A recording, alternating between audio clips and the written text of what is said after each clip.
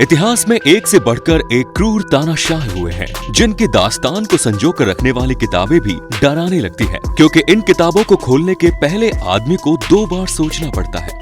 आज हम बात कर रहे हैं कंबोडिया के तानाशाह पोल पॉट की, जिसने अपनी जिंदगी में जो कारनामा किया उसने मानवता का सिर शर्म से झुका दिया। केवल 3 साल में इसने 30 लाख लोगों को मौत के घाट उतार दिया। बौद्ध धर्म की अहिंसक शिक्षाओं का इसने कुछ इस तरह से जवाब दिया कि जान लेने में इसने एडल्ट और 6 माह के बच्चों में भी कोई फर्क नहीं समझा। हमारे आज के इस वीडियो को शिक्षा और जानकारी के दृष्टिकोण से बनाया गया है, इसीलिए इस वीडियो को आखिर तक जरूर देखिएगा।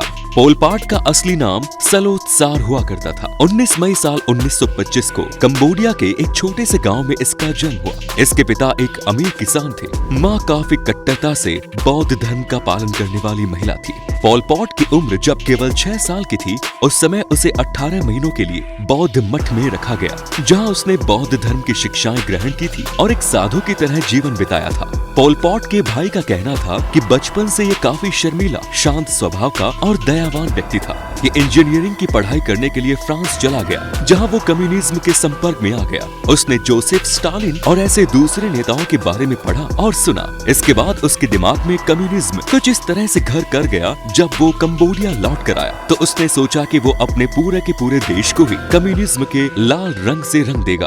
अपनी पढ़ाई खत्म करके जब ये वापस कंबोडिया आया तो इसने वर्कर्स पार्टी ऑफ कंबोडिया नाम से एक पार्टी बनाई। आगे चलकर खेमर रूच नाम से ये फेमस हुई।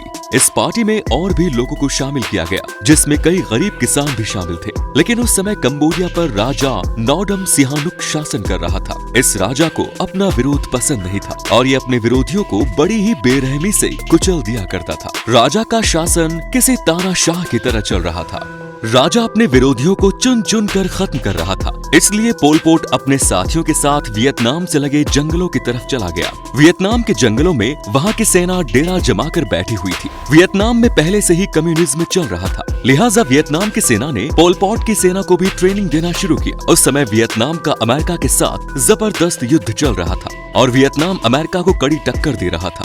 वियतनाम के सैनिक अमेरिकी सैन्य ठिकानों के ऊपर हमला करके जंगलों के रास्ते कंबोडिया भाग जाते थे। इसके जवाब में अमेरिका ने कंबोडिया में 1 लाख टन बमों की बारिश कर दी, जिससे वहां लगभग 1.5 लाख लोगों की मौत हो गई। मरने वालों में गरीब किसान भी शामिल थे। इस घटना के बाद लोग पोल पॉट की सेना में शामिल होने लगे। कंबोडिया में पोल पॉट की सेना की संख्या बढ़ने लगी और धीरे धीरे कंबोडिया में गृह युद्ध की संभावना बन गई। कंबोडिया में गृह युद्ध चलने लगा और 1970 में राजा सिहानोक का लोन नोल के द्वारा तख्ता पलट हो गया। तख्ता पलट की इस घटना ने राजा को राज्य से बेदखल कर दिया, तो उसने पोल पॉट से समझौता कर लिया। इसके बाद बड़ी संख्या में लोग खमेर रूज यानी पोल पॉट की सेना में शामिल होने लगे।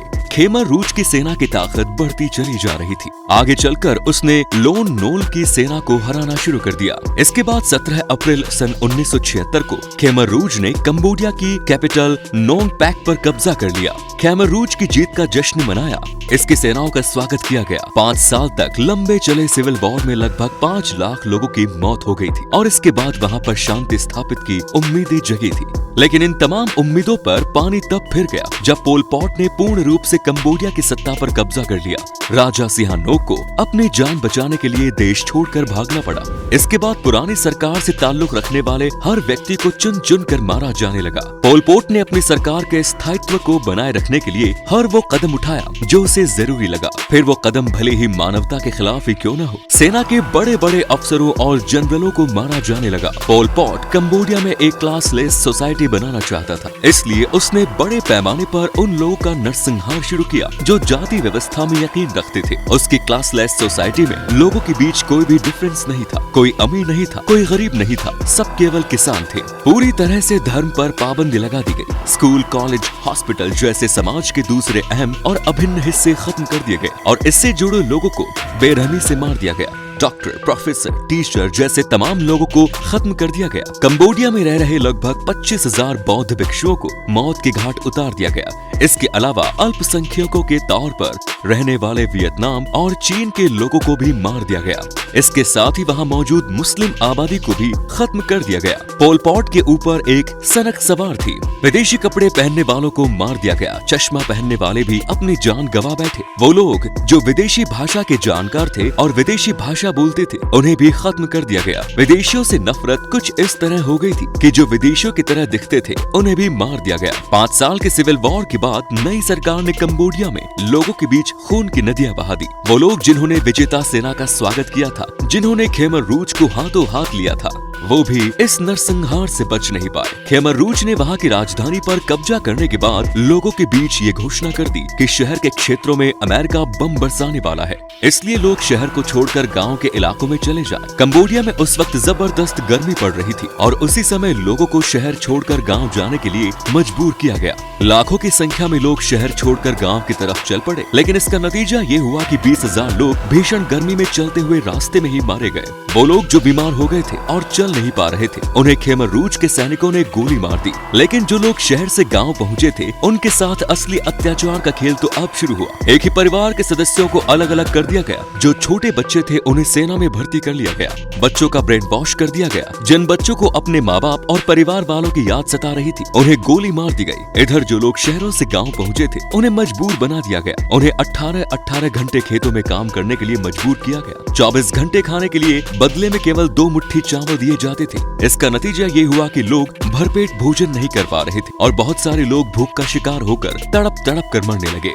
पोल पोट जैसा क्रूर शासक शायद ही दुनिया ने कभी देखा हो। हैरानी तो इस बात की है कि जहां एक तरफ वो खेतों में काम करने वाले मजदूरों को भूख से तड़पा तड़पा कर मार रहा था, वहीं दूसरी तरफ वो दुनिया को ये दिखा रहा था कि कंबोडिया में अनाज की कोई कमी नहीं है। वो भर भर कर विदेशों में अनाज बेचकर माल कमा रहा था। वो अपने यहाँ से अनाज को एक्सपोर्ट किया करता था। कंबोडिया में उस समय कोई अगर चोरी से चावल भी खाता हुआ दिख जाए या पेड़ से फल खाता हुआ नजर आ जाए तो उसे भी जान से मार दिया जाता था। लेकिन ऐसे लोगों को गोली से नहीं मारा जाता था, क्योंकि गोलियां महंगी होती थी। इसलिए इन लोगों को हथौड़े से कुचलकर या फिर कुल्हाड़ी से काटकर मारा जाता था। पोल पॉट ने अपनी सनक के हर तरीके को वहाँ के निर्दोष जनता पर आजमाया। 6 महीने के बच्चों को उनकी माओं के सामने मार दिया जाता। महिलाओं और बच्चों पर तो वो जुल्म करते थे जिसके बारे में आप और हम सोच भी नहीं सकते। अब आपके दिमाग में ये सवाल उठ रहा होगा कि जो सैनिक ऐसा करते थे, क्या उनके भीतर की भी इंसानियत मर गई थी? तो आपको बता दें कि इंसानियत का जज्बा दिखाने वाले सैनिकों को भी जान से मार दिया जाता था, क्योंकि जो सैनिक इस तरह के काम करने से मना करता है, उसे इसका नतीजा अपनी जान देकर चुकाना पड़ता है।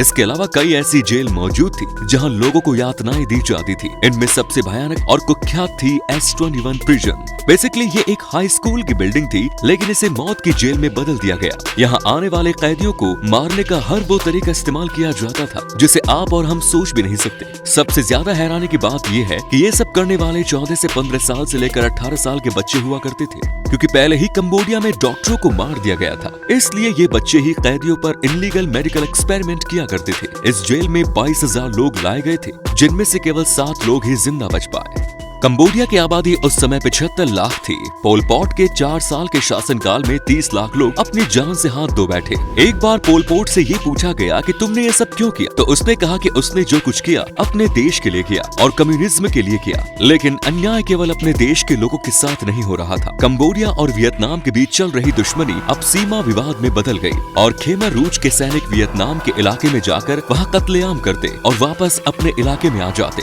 हद तो तब हो गई जब बाचुक में खेमर रूज के सैनिकों ने 3000 वियतनामी सिविलियंस को मार दिया। उसके बाद वियतनाम ने अपनी पूरी ताकत से खेमर रूज पर हमला कर दिया। वियतनामी सैनिक खेमर रूज के सैनिकों को मौत की नींद सुला रहे थे। ये देखकर पोल पॉट अपने विश्वसनीय साथियों के साथ थाईलैंड के जंगलों में भाग गया। आने वाले 17 से 18 सालों तक वो वही जंगलों में छुपा रहा।